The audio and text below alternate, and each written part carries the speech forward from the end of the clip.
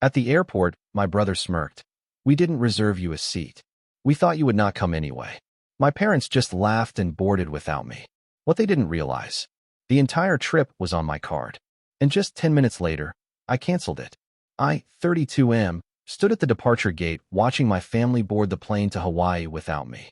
My brother had that same smirk he'd worn since childhood when he delivered the news that they hadn't reserved me a seat. He said they figured I wouldn't show up anyway, just like I always did. My parents laughed along, shaking their heads as if my absence was some predictable family joke. They waved goodbye through the boarding tunnel, completely oblivious to what was about to unfold. What they didn't know was that every single expense for this 2-week luxury vacation was charged to my credit card. The flights, the 5-star resort, the rental cars, the excursions, everything. And 10 minutes after their plane taxied away from the gate, I pulled out my phone and canceled every single transaction. The whole situation started 3 months earlier when my parents announced they wanted to take a family trip to celebrate their 35th wedding anniversary. My mother had always dreamed of visiting Hawaii, and my father finally agreed it was time to splurge on something special. The problem was, as usual, money was tight for everyone except me. I'd been the family's unofficial bank for years. After building a successful consulting business, I'd become the go-to person whenever someone needed financial help. My brother, who worked part-time at a local gym, constantly borrowed money for rent and never paid it back. My parents, living on a fixed income, regularly asked for help with unexpected expenses. I'd always said yes because, well, they were family. When the Hawaii trip came up, my mother called me with that familiar tone she used when she needed something. She explained how much this trip meant to her and my father, how they'd never had a real vacation together. Then came the ask, could I help make it happen? The total cost was around $15,000 for all 4 of us. Without hesitation, I agreed to cover everything. But as the departure date approached, something shifted in the family dynamic. My brother started making comments about how I thought I was better than everyone else because I had money. My parents began treating me differently too, like I was some obligation they had to deal with rather than their son. When I'd call to discuss trip details, they'd give me short answers and change the subject quickly. The final straw came 2 weeks before departure when I overheard my brother talking to my mother on the phone. He was complaining about how I'd probably ruin the vacation with my uptight attitude and suggested they'd have more fun without me. My mother agreed, saying I'd just spend the whole time working on my laptop anyway. They laughed about how I never really participated in family activities, always too busy or too important to enjoy myself. That conversation hit me harder than I expected. Here I was, funding their dream vacation, and they were actively hoping I wouldn't come. But I didn't say anything. Instead, I decided to see exactly how far they'd take this.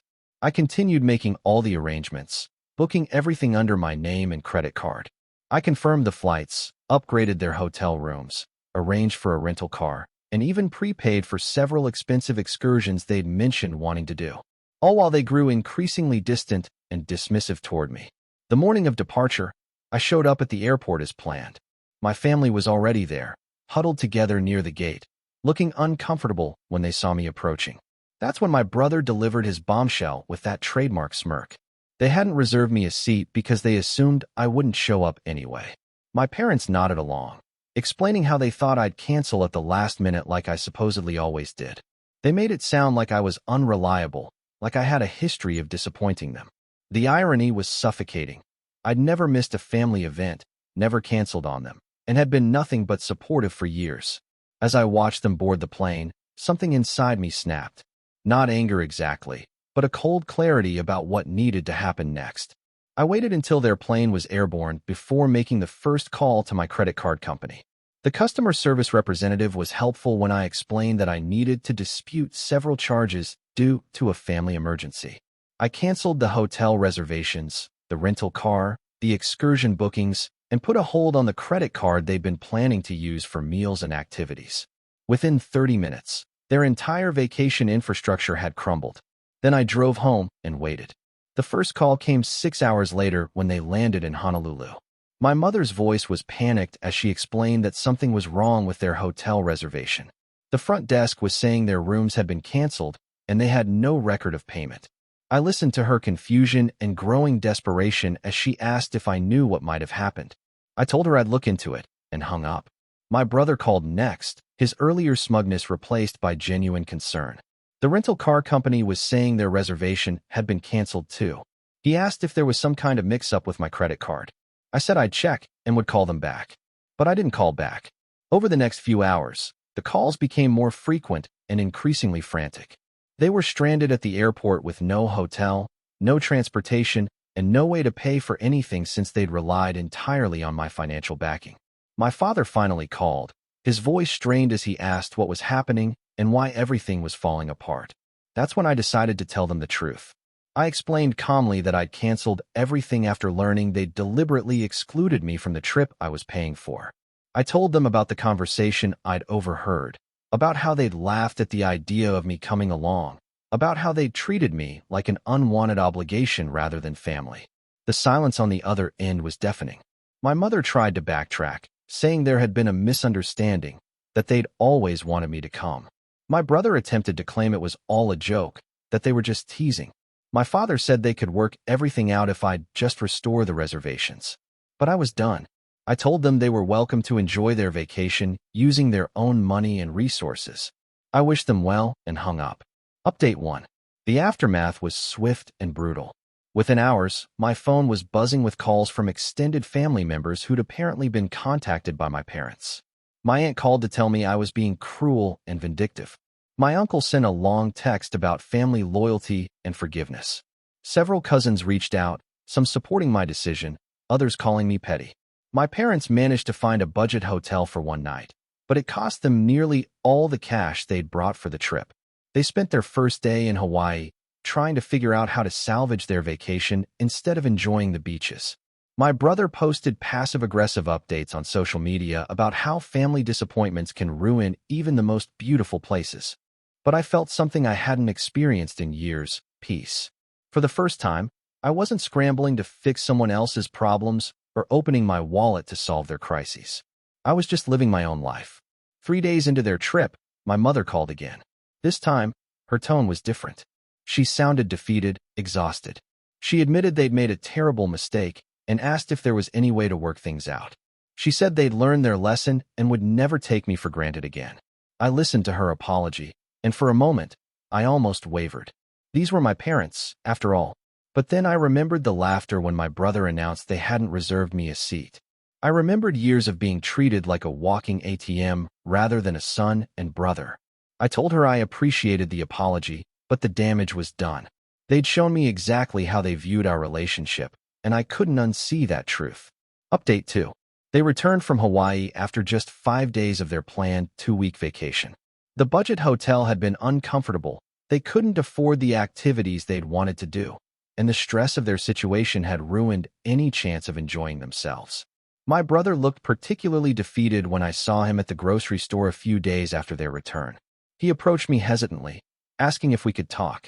He admitted that excluding me had been his idea, that he'd been jealous of my success, and had convinced our parents that I'd be happier not coming. He said he realized now how much I'd done for the family over the years and how badly they'd treated me. His apology seemed genuine, but I wasn't ready to forgive. I told him I needed time to process everything and that rebuilding trust would take more than just words.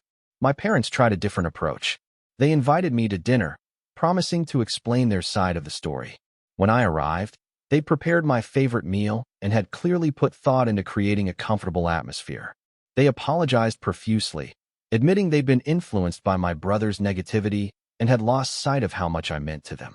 They offered to pay me back for the Hawaii expenses, even though we all knew they couldn't afford it. They promised things would be different going forward, that they'd never take my generosity for granted again. I appreciated their effort, but something fundamental had shifted in our relationship. The trust was broken, and I wasn't sure it could be repaired. Update 3. 6 months have passed since the Hawaii incident, and our family dynamic has changed completely. I've maintained minimal contact with everyone, responding to messages, but not initiating conversations. I've stopped being the family bank, politely declining requests for financial help and suggesting they find other solutions. My brother has actually stepped up in unexpected ways. He got a full-time job and started taking more responsibility for helping our parents with their expenses. He's called several times to apologize and has respected my need for space. I think the Hawaii disaster was a wake-up call for him about how his jealousy and manipulation had damaged our family. My parents have been more respectful in their interactions with me, but there's an awkwardness that wasn't there before. They seem to understand that they can't just assume my support anymore, and they're more careful about how they ask for help when they genuinely need it. The most surprising development has been how much better I feel about myself. For years, I'd been enabling their dependence on me while growing increasingly resentful. By setting boundaries and refusing to be taken for granted, I've rediscovered my own worth outside of what I could provide financially. I've started dating someone who appreciates me for who I am rather than what I can do for them.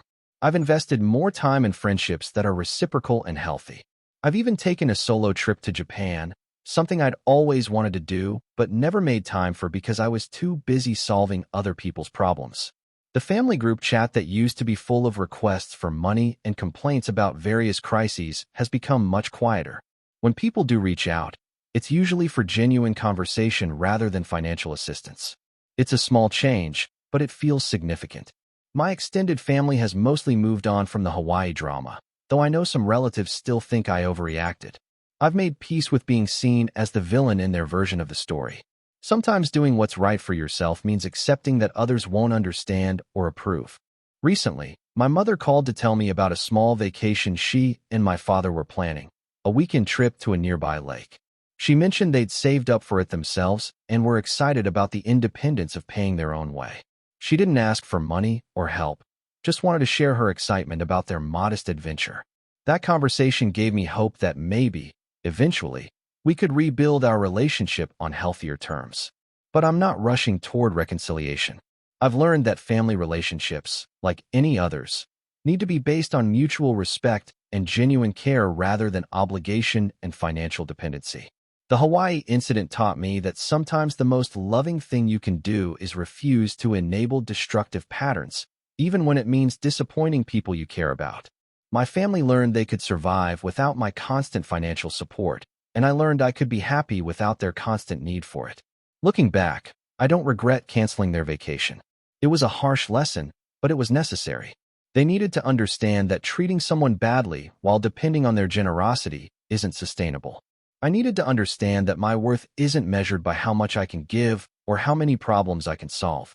The airport moment when my brother smirked and told me they hadn't reserved me a seat will always be a turning point in my life. It was the moment I realized that being family doesn't give anyone the right to take you for granted. It was the moment I chose my own dignity over their comfort. And honestly, it was one of the best decisions I've ever made.